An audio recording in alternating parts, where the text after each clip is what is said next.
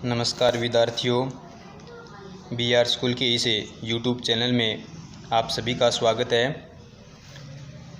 एक बार फिर से अपन YouTube चैनल पर क्लासें शुरू करने जा रहे हैं, तो इसमें आप सभी का स्वागत है।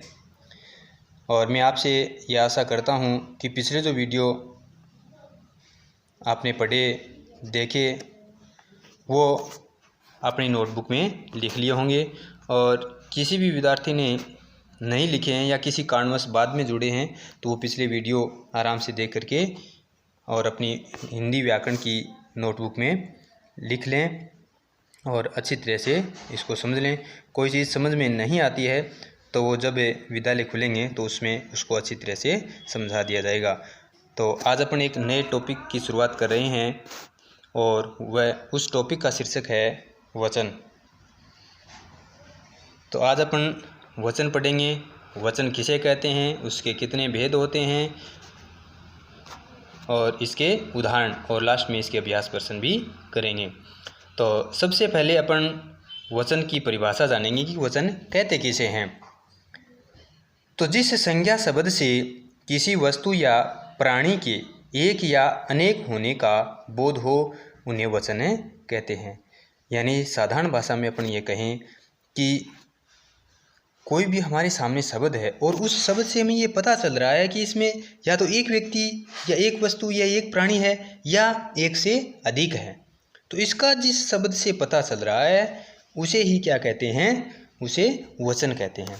जैसे देखिए यहाँ पर उदाहरण दिए गए हैं कि बच्चा रो रहा है।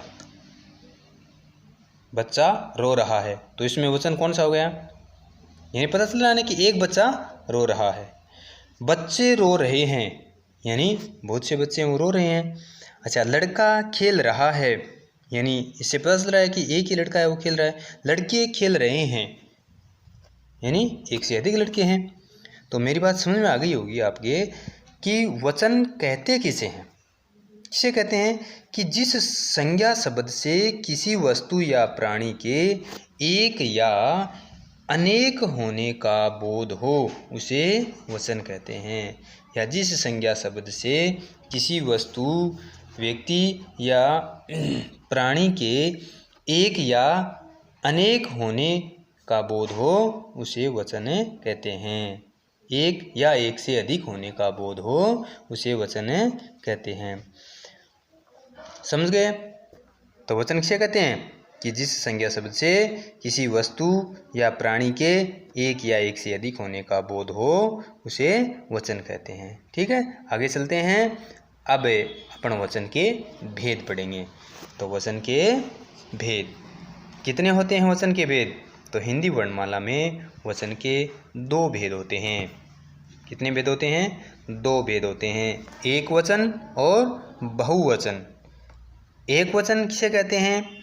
एक वचन जिस संज्ञा शब्द से किसी व्यक्ति या वस्तु के एक होने का बोध होता हो उसे एक वचन कहते हैं। समझ में आई मेरी बात?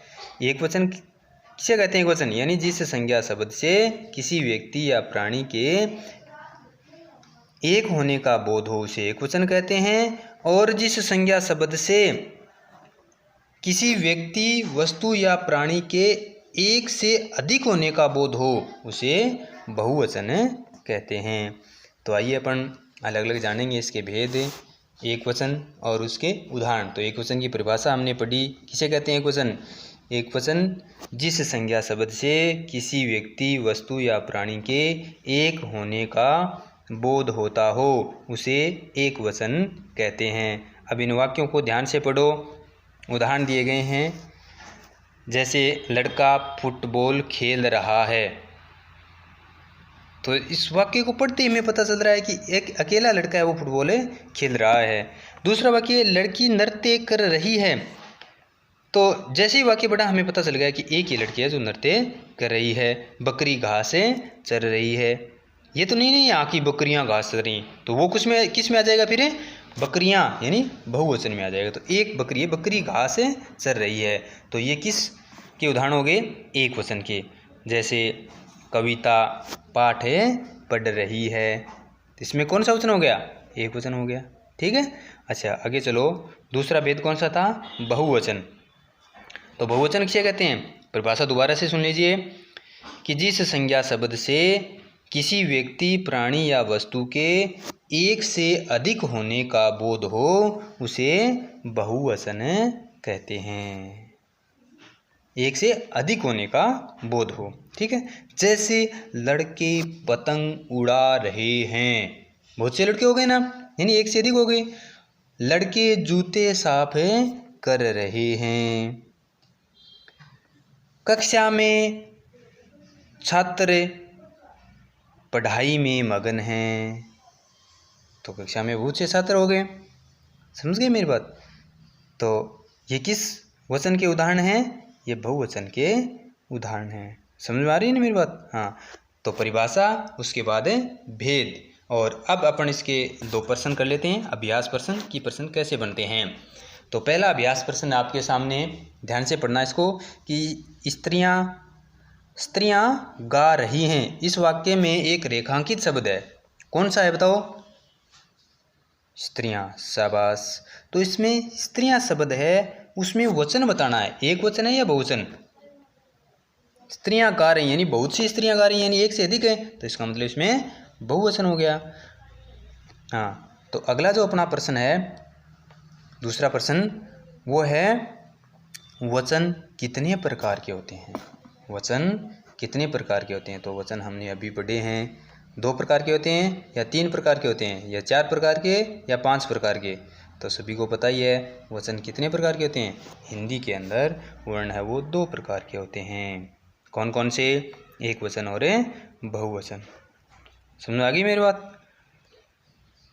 हाँ। तो अब वचन जो हमारा टॉपिक है वो पूरा हो गया है। तो आपसे मैं यही कहना चाहूँगा कि प्यारे विद्यार्थियों, इस महामारी से बचते हुए अपने घरों में सुरक्षित रहिए, और जब तक स्कूल खुलने का आदेश नहीं हो तब तक आप इस वीडियो के माध्यम से